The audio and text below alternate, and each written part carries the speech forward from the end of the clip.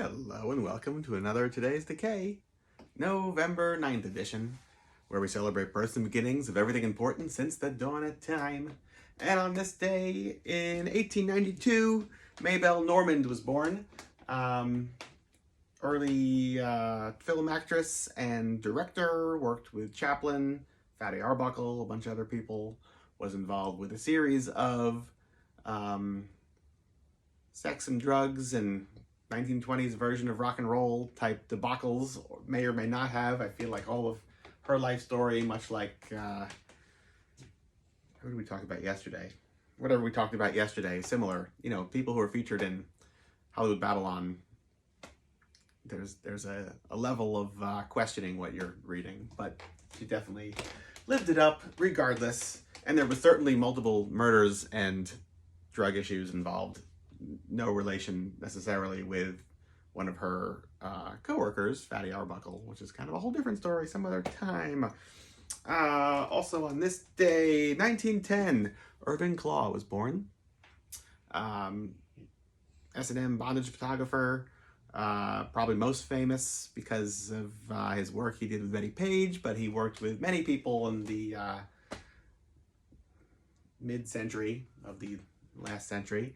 And went on for years. I know that Irving Klaw Studios was actually on 14th Street, and I want to say 2nd Avenue, is it across from Beauty Bar? Something like that. And was for a long time, like certainly into the 70s, maybe even 80 or early 80s, I don't know. It was like a storefront. You could walk in and like purchase photography. And because of the proximity of Otto Shrunken Head to where Irving Klaw Studios was. That's one of the things, actually, I've said this before and I'll say it again, that I've always loved about New York City is you can just be innocently walking down any street and like little do you know like the sheer amount of history that happened right where you're walking. There's almost never any sort of plaques. The whole like, well, here's where CBGB's was, okay, fine, but like every street, every block, something. Who lived here? Who did this? What, what happened down this avenue? Irving Klaw Studios being one of those things. Like just to think, like here he was shooting away in the back of his walk-in shop. Totally dig it. So anyway, right, due to the proximity of Otto Shrunken Head, where me and Mike Mortician were running the Midnight Monster Hop every month since 2003, up until relatively recently.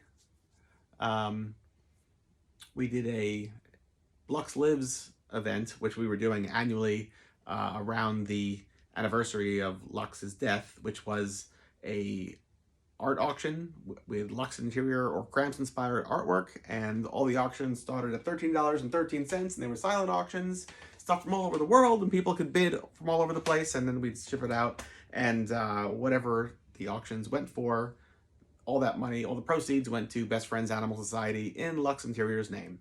So one of those times, we also gave out the coveted Irving Klaw Award, which had to go to the Colbys. It was necessary. Christine and Alex Colby won the Irving Klaw Award. Very prestigious. The only time it's ever been given out. Very important. In part because we felt like we had some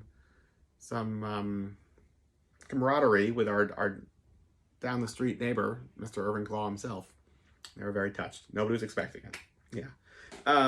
Also on this day, 1923, Hank Mazel was born. This is a cool story. I don't know how true this is, but I'm going to say it because I want to believe it.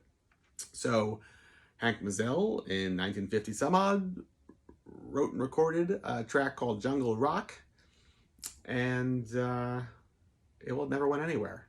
And then Henry Mariano and Breathless Dan Coffey found a copy on their trips through the American South in the 60s, brought it back to England, made some reproductions of it, and it became like literally like a top 10 or something like that hit on like the BBC or radio, whatever. But nobody knew who Hank Mazel was. This was just like a bootleg copy that they found and reproed. And then people, whether it was Henry Mariano and Dan, I don't know, but somebody wound up going down through whatever he lived and like found him. I want to say the story was he was pumping gas And they're like, "Are you Hank Mazzell?" And they were like, "Get away from me." He was Hank Mazzell, but he didn't even remember recording this song and had to like relearn how to play it. And they're like, "You have like a top 10 hit on the radio in Britain. You have to come with us." And like, who's going to believe the story, right? But he went, and he wound up on television, and he wrote some more songs that were kind of in the same vein. And this is kind of like the beginning of like eventually what led to like British rockabilly and then neo rockabilly. Before that, you have, like the rock and roll revival, where people are celebrating, the likes of Gene Vincent and Eddie Cochran and like the big names. And, here was one of those guys who would not have had any sort of radio play in 1950, whatever. And it never continued doing anything and never played outside of his hometown, basically. And, it's the beginning of like really rare, obscure stuff. Yeah. Anyway, that's Hank Mazzell. Imagine. Also on this day, 1930, the cartoon Gypped in Egypt premiered. This is one of those Aesop's fables, Aesop's tales. I forget what it's called. It's almost like, I have a film print of it, and I was going to set up the projector, but I just have been too busy today. But it's really good. It's one of those spooky Egyptian-themed late 20s, early 30s cartoons with like dancing skeletons and mummies, and well worth watching. Gypped in Egypt. Carl Sagan, born on this day, 1934. A man who should have lived a lot longer than he did, but glad he existed for the time he did.